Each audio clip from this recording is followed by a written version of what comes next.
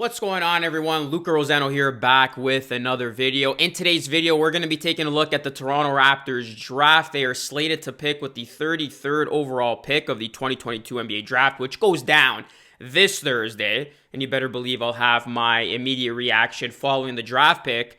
And we are going to look at a couple of options the Raptors could go in with that 33rd pick. Now, a lot of people might think there's no value with the 33rd pick, but you could actually get a hidden gem. You could get somebody that could be of tremendous value to your franchise. So we're going to begin this video, but before we do, please drop a like. It helps the algorithm a ton. Please subscribe to the channel for more draft and off-season content.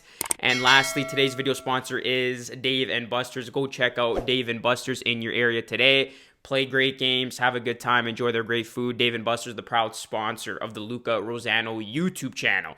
Okay, we're first going to start with option one the Raptors could go in with that 33rd overall pick, and his name is Caleb Houstan. He's a wing listed at 6'8". He's a Michigan freshman. His stats were 10.1 points on 38.4 shooting from the field, 35.5% from three, 4 rebounds, 1.4 assists. This guy's got a smooth jumper, and he can shoot from the NBA three-point range. And he's got that size, length, and mobility that the Raptors like collecting. And you look at Houstan, he's actually a Mississauga native. And he was a late lottery talent entering his freshman year, but he did have a slow start and an okay finish, but it wasn't enough to restore his value. But, I mean, this is still a guy that has enough shooting and size that could be a tremendous fit on an NBA team. And if Houstan is in fact available at that 33rd pick, there aren't too many guys with his upside, a 3-and-D wing that can really shoot at his age, and his size plus length combination can present problems as an on-ball defender. So this is one option the Raptors could take. The next player we're going to look at here, Andrew Nemhart, another fellow Canadian. He's a point guard, 6'3", Gonzaga senior. His stats last season were 11.8 points, 45% shooting, 38.3% from three, 5.8 assists, 3.4 rebounds, and 1.6 steals.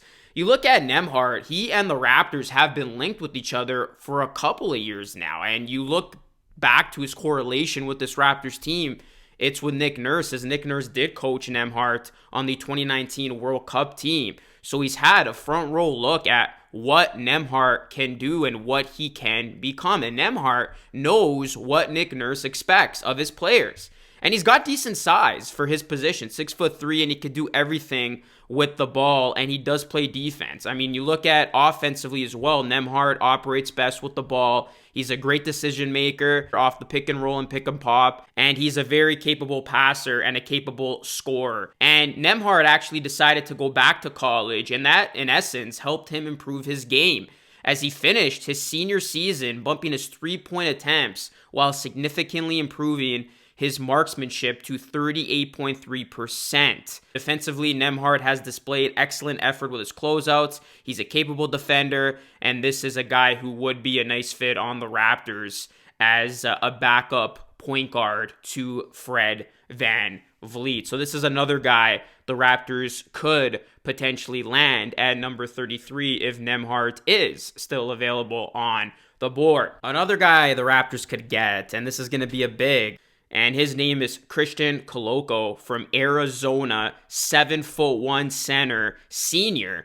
And his stats last season were 12.6 points per game, 63% from the field, 1.4 assists, 7.3 rebounds, and an outstanding 2.8 blocks per game. That is unbelievable. Koloko went from first-round lock to potential faller after other big men started to impress through the season, and if he does slide, I mean, that could be big for the Raptors. Koloko would definitely improve the Raptors on defense, and I mean, he's not going to be a guy that's going to come into the NBA and start chucking up threes or helping the Raptors offensively. But going to his basics, going to what he's good at, Koloko will be that defensive presence for any team that drafts him. And he's going to have a lower floor than most offensively deficient big men in the early second round, but it's his shot blocking skills.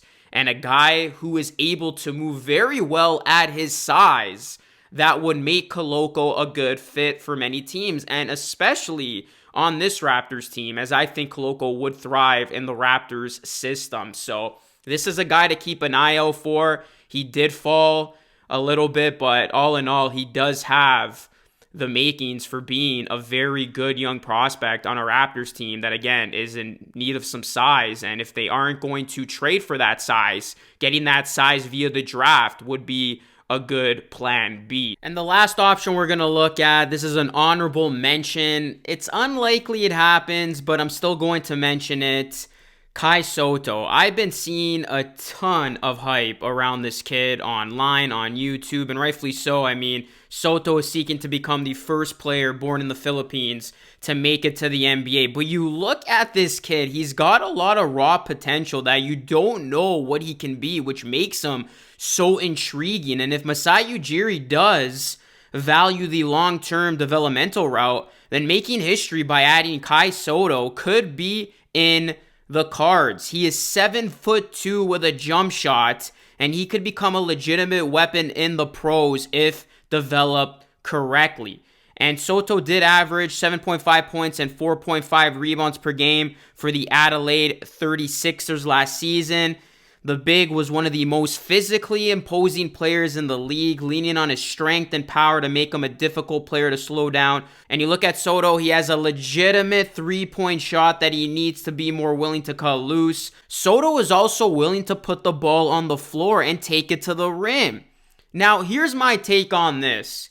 You look at the Toronto Raptors, they have become one of the best developmental staffs across the NBA. And if they see something positive in Sotto and they believe that this kid can become something in the NBA, don't be surprised if the Raptors would maybe take a gamble here and they would take the risk, because this is one of those that I would put it as being a risk, but hey, it could very well pay off. Who do you see the Raptors drafting? Is there a name I didn't mention that appeals to you? Let me know in the comment section down below. Is Masai Ujiri going to just throw a curveball on everybody, and is he going to do something that's going to leave us all in awe? Who knows? The Raptors, they do not have a draft pick in the first round, only one draft pick in the second round, 33rd overall. And again, don't underestimate this pick, because this could end up being someone that turns into something great. I mean, Draymond Green comes to mind as a second round pick that ended up being a very good player. I mean, he's a 4-time NBA champion, so you never know. And the Raptors do have the track record of making some nice picks. Masai Ujiri, Bobby Webster and company, they know what they're doing. I mean, just last year, they drafted Scottie Barnes, who's looking like the face of the franchise right now.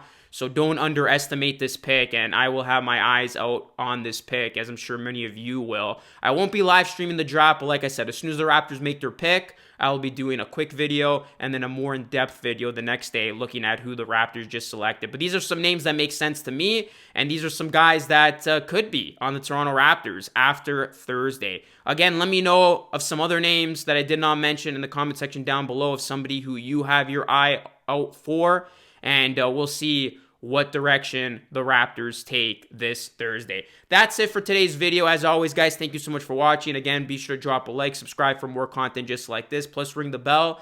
I'll be coming at you with content all off season long, and that is it. This is Luca Rosano signing off. Thank you so much for watching, and I'll catch you all again in the next video.